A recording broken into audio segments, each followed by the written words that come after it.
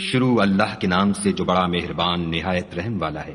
حامیم، اس کتاب کا اتارا جانا خدائے غالب و دانا کی طرف سے ہے، جو گناہ بخشنے والا اور توبہ قبول کرنے والا اور سخت عذاب دینے والا اور صاحب کرم ہے۔ اس کے سوا کوئی معبود نہیں، اسی کی طرف پھر کر جانا ہے۔ خدا کی آیتوں میں وہی لوگ جھگڑتے ہیں جو کافر ہیں، تو ان لوگوں کا شہروں میں چلنا پھرنا تمہیں دھوکے میں نہ ڈال دے۔ ان سے پہلے نوح کی قوم اور ان کے بعد اور امتوں نے بھی پیغمبروں کی تکذیب کی، اور ہر امت نے اپنے پیغمبر کے بارے میں یہی قصد کیا کہ اس کو پکڑ لیں، اور بےہودہ شبہات سے جھگڑتے رہے کہ اس سے حق کو زائل کر دیں، تو میں نے ان کو پکڑ دیا، سو دیکھ لو میرا عذاب کیسا ہوا۔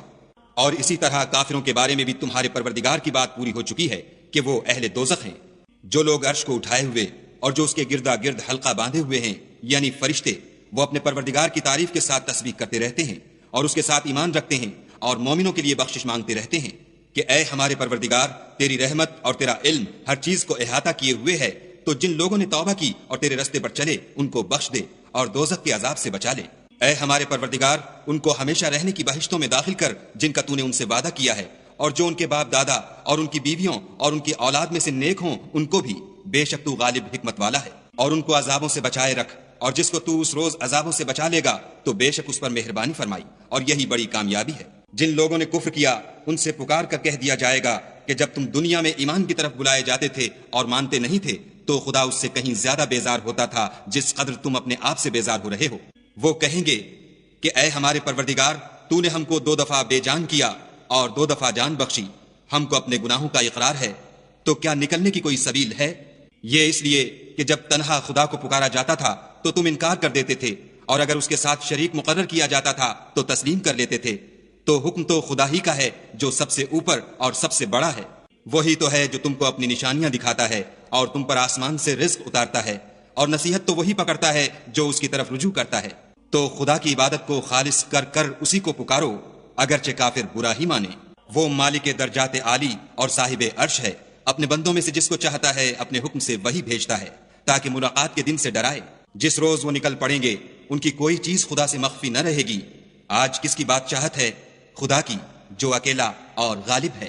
آج کے دن ہر شخص کو اس کے اعمال کا بدلہ دیا جائے گا۔ آج کسی کے حق میں بے انصافی نہیں ہوگی، بے شک خدا جلد حساب لینے والا ہے۔ اور ان کو قریب آنے والے دن سے ڈراؤ جبکہ دل غم سے بھر کر گلوں تک آ رہے ہوں گے، اور ظالموں کا کوئی دوست نہیں ہوگا اور نہ کوئی سفارشی جس کی بات قبول کی جائے۔ وہ آنکھوں کی خیانت کو جانتا ہے اور جو باتیں سینوں میں پوشیدہ ہیں ان کو بھی، اور خدا سچائی کے ساتھ حکم فرماتا ہے، اور جن کو یہ لوگ پکارتے ہیں وہ کچھ بھی حکم نہیں دے سکتے۔ بے شک خدا سننے والا اور دیکھنے والا ہے۔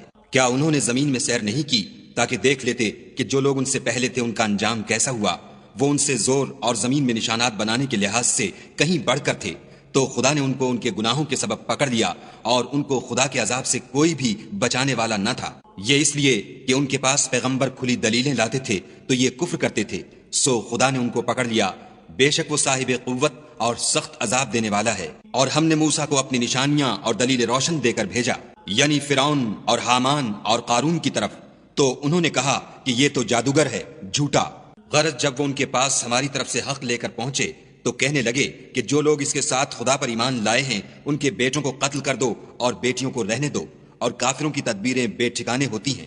اور فرعون بولا کہ مجھے چھوڑو کہ موسیٰ کو قتل کر دوں اور وہ اپنے پروردگار کو بلا لے، مجھے ڈر ہے کہ وہ کہیں تمہارے دین کو نہ بدل دے یا ملک میں فساد نہ پیدا کر دے۔ موسیٰ نے کہا کہ میں ہر متکبر سے جو حساب کے دن یعنی قیامت پر ایمان نہیں لاتا اپنے اور تمہارے پروردگار کی پناہ لے چکا ہوں۔ اور فرعون کے لوگوں میں سے ایک مومن شخص جو اپنے ایمان کو پوشیدہ رکھتا تھا کہنے لگا، کیا تم ایسے شخص کو قتل کرنا چاہتے ہو جو کہتا ہے کہ میرا پروردگار خدا ہے، اور وہ تمہارے پاس تمہارے پروردگار کی طرف سے نشانیاں بھی لے کر آیا ہے، اور اگر وہ جھوٹا ہوگا تو اس کے جھوٹ کا ضرر اسی کو ہوگا، اور اگر سچا ہوگا تو کوئی سا عذاب جس کا وہ تم سے وعدہ کرتا ہے تم پر واقع ہو کر رہے گا۔ بے شک خدا اس شخص کو ہدایت نہیں دیتا جو بے لحاظ جھوٹا ہے۔ اے قوم، آج تمہاری ہی بادشاہت ہے اور تم ہی ملک میں غالب ہو، لیکن اگر ہم پر خدا کا عذاب آ گیا تو اس کے دور کرنے کے لیے ہماری مدد کون کرے گا؟ فرعون نے کہا، میں تمہیں وہی بات سمجھاتا ہوں جو مجھے سوجی ہے، اور وہی راہ بتاتا ہوں جس میں بھلائی ہے۔ تو جو مومن تھا وہ کہنے لگا کہ اے قوم، مجھے تمہاری نسبت خوف ہے کہ مبادہ تم پر اور امتوں کی طرح کے دن کا عذاب آ جائے، یعنی نوح کی قوم اور عاد اور سمود اور جو لوگ ان کے پیچھے ہوئے ہیں ان کے حال کی طرح تمہارا حال نہ ہو جائے، اور خدا تو بندوں پر ظلم کرنا نہیں چاہتا۔ اور اے قوم، مجھے تمہاری نسبت پکار کے دن یعنی قیامت کا خوف ہے۔ جس دن تم پیٹھ پھیر کر قیامت کے میدان سے بھاگو گے، اس دن تم کو کوئی عذاب خدا سے بچانے والا نہ ہوگا، اور جس شخص کو خدا گمراہ کرے اس کو کوئی ہدایت دینے والا نہیں۔ اور پہلے یوسف بھی تمہارے پاس نشانیاں لے کر آئے تھے، تو جو وہ لائے تھے اس سے تم ہمیشہ شک ہی میں رہے، یہاں تک کہ جب وہ فوت ہو گئے تو تم کہنے لگے کہ خدا اس کے بعد کبھی کوئی پیغمبر نہیں بھیجے گا۔ اسی طرح خدا اس شخص کو گمراہ کر دیتا ہے جو حد سے نکل جانے والا اور شک کرنے والا ہو۔ جو لوگ بغیر اس کے کہ ان کے پاس کوئی دلیل آئی ہو خدا کی آیتوں میں جھگڑتے ہیں، خدا کے نزدیک اور مومنوں کے نزدیک جھگڑا سخت ناپسند ہے۔ اسی طرح خدا ہر متکبر سرکش کے دل پر مہر لگا دیتا ہے۔ اور فرعون نے کہا کہ حامان میرے لیے ایک محل بناؤ تاکہ میں اس پر چڑھ کر رستوں پر پہنچ جاؤں، یعنی آسمانوں کے رستوں پر، پھر موسیٰ کے خدا کو دیکھ لوں، اور میں تو اسے جھوٹا سمجھتا ہوں۔ اور اسی طرح فرعون کو اس کے اعمال بد اچھے معلوم ہوتے تھے، اور وہ رستے سے روک دیا گیا تھا، اور فرعون کی تدبیر تو بیکار تھی۔ اور وہ شخص جو مومن تھا اس نے کہا کہ بھائیو میرے پیچھے چلو، میں تمہیں بھلائی کا رستہ دکھاؤں گا۔ بھائیو یہ دنیا کی زندگی چند روز فائدہ اٹھانے کی چیز ہے، اور جو آخرت ہے وہی ہمیشہ رہنے کا گھر ہے۔ جو برے کام کرے گا اس کو بدلہ بھی ویسا ہی ملے گا، اور جو نیک کام کرے گا مرد ہو یا عورت، اور وہ صاحب ایمان بھی ہوگا، تو ایسے لوگ بہشت میں داخل ہوں گے، وہاں ان کو بے شمار رزق ملے گا۔ اور اے قوم، میرا کیا حال ہے کہ میں تو تم کو نجات کی طرف بلاتا ہوں، اور تم مجھے دوزخ کی آگ کی طرف بلاتے ہو۔ تم مجھے اس لیے بلاتے ہو کہ خدا کے ساتھ کفر کروں اور اس چیز کو اس کا شریک مقرر کروں جس کا مجھے کچھ بھی علم نہیں، اور میں تم کو خدائے غالب اور بخشنے والے کی طرف بلاتا ہوں۔ سچ تو یہ ہے کہ جس چیز کی طرف تم مجھے بلاتے ہو اس کو دنیا اور آخرت میں بلانے یعنی دعا قبول کرنے کا مقدور نہیں، اور ہم کو خدا کی طرف لوٹنا ہے، اور حد سے نکل جانے والے دوزخی ہیں۔ جو بات میں تم سے کہتا ہوں تم اسے آگے چل کر یاد کرو گے، اور میں اپنا کام خدا کے سپرد کرتا ہوں، بے شک خدا بندوں کو دیکھنے والا ہے۔ غرض خدا نے موسیٰ کو ان لوگوں کی تدبیروں کی برائیوں سے محفوظ رکھا، اور فرعون والوں کو برے عذاب نے آ گھیرا، یعنی آتش جہنم کہ صبح و شام اس کے سامنے پیش کیے جاتے ہیں۔ اور جس روز قیامت برپا ہوگی حکم ہوگا کہ فرعون والوں کو سخت عذاب میں داخل کرو۔ جب وہ دوزخ میں جھگڑیں گے تو ادنا درجے کے لوگ بڑے آدمیوں سے کہیں گے کہ ہم تو تمہارے تابع تھے، تو کیا تم دوزخ کے عذاب کا کچھ حصہ ہم سے دور کر سکتے ہو؟ بڑے آدمی کہیں گے کہ تم بھی اور ہم بھی سب دوزخ میں ہیں، خدا بندوں میں فیصلہ کر چکا ہے۔ اور جو لوگ آگ میں جل رہے ہوں گے وہ دوزخ کے داروغوں سے کہیں گے کہ اپنے پروردگار سے دعا کرو کہ ایک روز تو ہم سے عذاب ہلکا کر دے۔ وہ کہیں گے کہ کیا تمہارے پاس تمہارے پیغمبر نشانیاں لے کر نہیں آئے تھے؟ وہ کہیں گے کیوں نہیں؟ تو وہ کہیں گے کہ تم ہی دعا کرو، اور کافروں کی دعا اس روز بیکار ہوگی۔ ہم اپنے پیغمبروں کی اور جو لوگ ایمان لائے ہیں ان کی دنیا کی زندگی میں بھی مدد کرتے ہیں، اور جس دن گواہ کھڑے ہوں گے یعنی قیامت کو بھی، جس دن ظالموں کو ان کی معذرت کچھ فائدہ نہ دے گی اور ان کے لیے لعنت اور برا گھر ہے۔ اور ہم نے موسیٰ کو ہدایت کی کتاب دی اور بنی اسرائیل کو اس کتاب کا وارث بنایا۔ عقل والوں کے لیے ہدایت اور نصیحت ہے، تو صبر کرو، بے شک خدا کا وعدہ سچا ہے، اور اپنے گناہوں کی معافی مانگو، اور صبح و شام اپنے پروردگار کی تعریف کے ساتھ تسبیح کرتے رہو۔ جو لوگ بغیر کسی دلیل کے جو ان کے پاس آئی ہو خدا کی آیتوں میں جھگڑتے ہیں، ان کے دلوں میں اور کچھ نہیں ارادہ عظمت ہے، اور وہ اس کو پہنچنے والے نہیں، تو خدا کی پناہ مانگو، بے شک وہ سننے والا اور دیکھنے والا ہے۔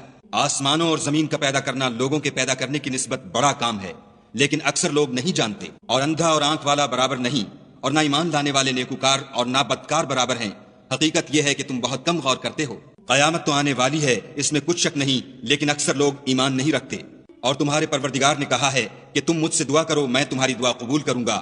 جو لوگ میری عبادت سے ازراہ تکبر کنیاتے ہیں ان قریب جہنم میں ذلیل ہو کر داخل ہوں گے۔ خدا ہی تو ہے جس نے تمہارے لیے رات بنائی کہ اس میں آرام کرو، اور دن کو روشن بنایا کہ اس میں کام کرو۔ بے شک خدا لوگوں پر فضل کرنے والا ہے، لیکن اکثر لوگ شکر نہیں کرتے۔ یہی خدا تمہارا پروردگار ہے جو ہر چیز کا پیدا کرنے والا ہے، اس کے سوا کوئی معبود نہیں، پھر تم کہاں بھٹک رہے ہو؟ اسی طرح وہ لوگ بھٹک رہے تھے جو خدا کی آیتوں سے انکار کرتے تھے۔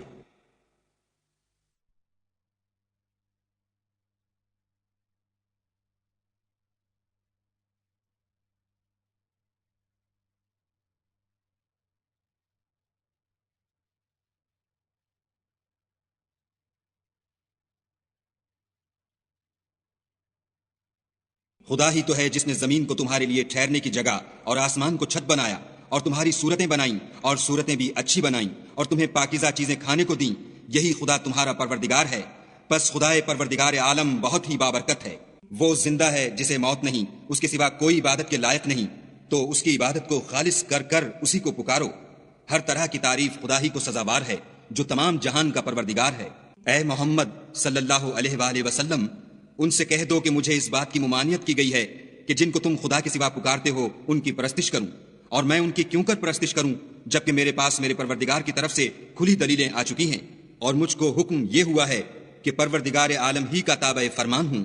وہی تو ہے جس نے تم کو پہلے مٹی سے پیدا کیا، پھر نطفہ بنا کر، پھر لوتھڑا بنا کر، پھر تم کو نکالتا ہے کہ تم بچے ہوتے ہو، پھر تم اپنی جوانی کو پہنچتے ہو، پھر بوڑھے ہو جاتے ہو، اور کوئی تم میں سے پہلے ہی مر جاتا ہے، اور تم موت کے وقت مقرر تک پہنچ جاتے ہو، اور تاکہ تم سمجھو۔